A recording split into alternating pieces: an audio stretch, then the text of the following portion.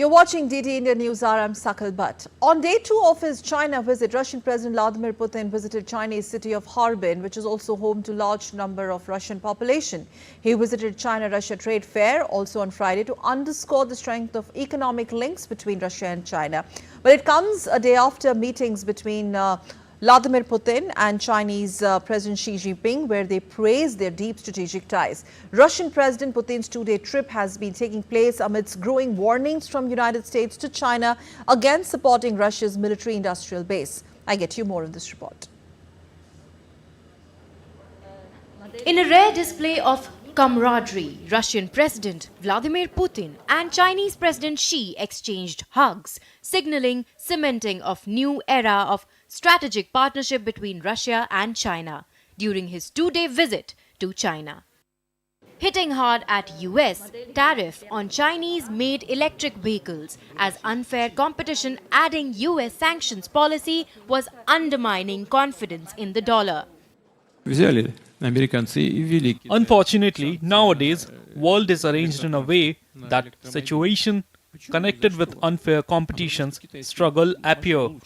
Recently, the Americans imposed sanctions on China on electric transport, on electric cars. Lashing out at US on apprehensions of secondary sanctions slapped by United States, President Putin called such sanctions illegitimate unless approved by the UN Security Council and completely devoid of common sense, exposing US stupidity. Sanctions against third countries participants in economic activity, they are of course twice, 3 times illegitimate. Because if they are implemented without the decision of the UN Security Council, they are illegitimate in general. And when it comes to third countries, it's completely devoid of common sense. Wrapping up his 2-day visit to China, President Putin also stated solution can be found to Chinese-Russia bank settlement problems. This is Putin's first international visit since the start of his 5th presidential term, following an election where he ran virtually unopposed. Sakal Bhatt's report for DD India. Professor Gulshan Sachdeva from School of International Studies in Jawaharlal Nehru University joining us on the show. Professor Sachdeva, thank you very much, sir, for joining us. Both are calling it both leaders, Xi Jinping and Vladimir Putin, the new era of relationship between Russia and China. But the timings of it and the kind of statements that Russia is making, one thing is very clear, reactions coming from US also in terms of sanction, that the Putin-Xi Jinping proximity may not really augur well with the West. But what is the bigger message that both leaders are trying to send across to the West? What do you think has been the biggest outcome of the visit? Well, I think more than any specific outcome, in fact, this is a very, very symbolic. Okay. After, he's starting his new term, new presidential term. And, the first visit he's making to China, it means this is a clear message, the kind of relationship which has developed.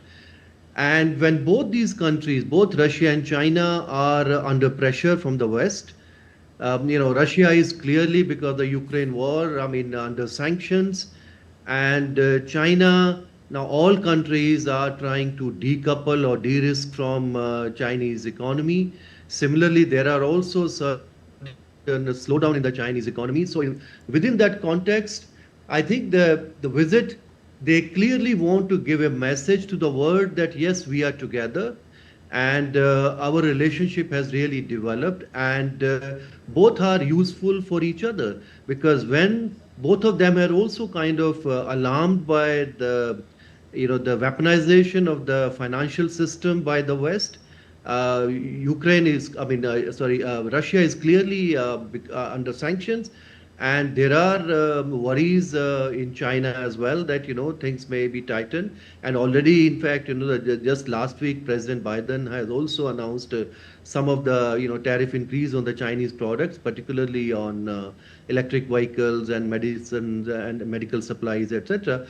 So, this is, I think, giving a message in that sense to the global community that we are together, and they are very useful for each other, because today, the Russia-China trade, in fact, earlier they set up their own target of about 200 billion 2 years back. Okay. Now it is already 240 billion.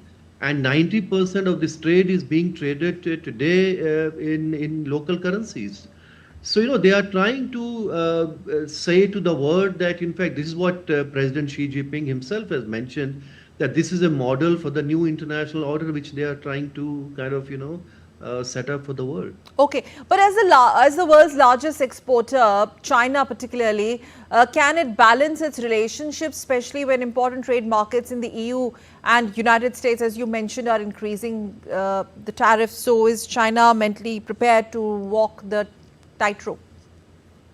Well, this is, the serious challenge for China is that one way, politically, strategically, Russia is very important for them. So they are working together. And in fact, China is even more important for Russia today. Both are also important player in that sense. Both are member of the United Nations Security Council. When both are under pressure, so they are trying to help each other. At the same time, Chinese economy is also very much integrated with the global economy, and also particularly with the European economy and with the American economy. So they also, I mean, you rightly mentioned, I mean, this is a tightrope for China, even if both of them call it a no limit partnership. But obviously there are limits in a sense that, still this is not an alliance partner. And all the Western countries, particularly Europeans, have been telling again and again, when President Xi Jinping was in Europe last week, about 10 days ago, when he visited France, Hungary, and Serbia, I think all of them were also trying to tell him to use his influence to kind of end, to bring that end to Ukraine war. And China has its own peace plan, a 12-point peace plan for Ukraine. But China also, to some extent, India also feel the same way that both parties should be equally participating in any kind of peace conference which happens to kind of bringing a kind of peaceful resolution of Ukraine conflict, of Ukraine war. But since the China also is dependent on the Western countries, so they are, I mean, Chinese president and the Chinese other policymakers also very careful, giving this message that yes, we are in a sense, we are very close partners, but at the same time, we are not providing any kind of weapons or anything. Yes. I was coming to that point, sir, where Beijing has been accused of aiding Moscow's war by supplying technology. But like you said, China maintains none of it is lethal, and its applications. Larger ramifications of this, because the kind of language that we see today coming from Putin, calling the sanctions or the move by US stupidity, quote unquote. How do you see this? Well, many of those sanctions, as in fact India also sees, I mean, unless sanctions are imposed by the United Nations, these unilateral sanctions are a bit of a problem in the international system, because if you are powerful, you can, and this is what in fact I think the Russians have been saying, that I mean, you can't, I mean, unless those sanctions are approved by the United Nations, I mean, these sanctions are illegal. But since they are already implemented many of those sanctions, and the world is kind of we have to live with the reality what it is today. But these economies have also become very I would say more dependent on each other. And the West, I think the worry for the West is that it's not just only supplying direct weapons to Russia, which perhaps they are not even doing that. But one is that West was trying to isolate Russia. West was also trying to achieve what their goal is, strategic defeat of Russia, which is not really happening, because what we have seen, in fact, they have made major moves in Ukraine now in the last couple of weeks. At the same time, Russian economy is doing reasonably okay, in the sense they are able to produce weapons. They are also able to produce energy. They are also able to export to many other markets, even if Europe is moving away from Russia. And many of the technologies which of the products which perhaps Russia is buying, apart from all the consumer goods and automobiles, etc., from China. But many of the, I mean, in this world, I mean, in this kind of integrated world, I mean, things can be used, dual use technology, what we call. So many of the things which are being supplied by China to Russia, which are again being used by Russia to even manufacture its own weapons, etc. So that's what I think the major worry for the West is not that they are giving any lethal weapons Right, sir. to China or to Russia, but at the same time they are keeping Russia in a sense, in a state where the economy is still working, that they are able to produce and they are able to fight and produce armaments. All right. This is what they would like China to kind of control. All right. We'll have to leave it there, sir. Thank you very much, Professor Sachdeva, for giving us an insight about this Vladimir Putin's latest visit to China is concerned. Of course, it's not for the first time that he's met him, but yes. Yeah, they met 50, 40 times like in the last 10 years. Yes, yes, sir. Thank you so much, sir. Thank you for joining. Thank you.